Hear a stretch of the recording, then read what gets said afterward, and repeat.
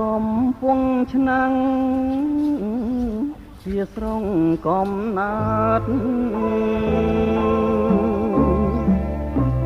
ចំប៉ាល្អឆាតស្រងស្រអែមជ័យ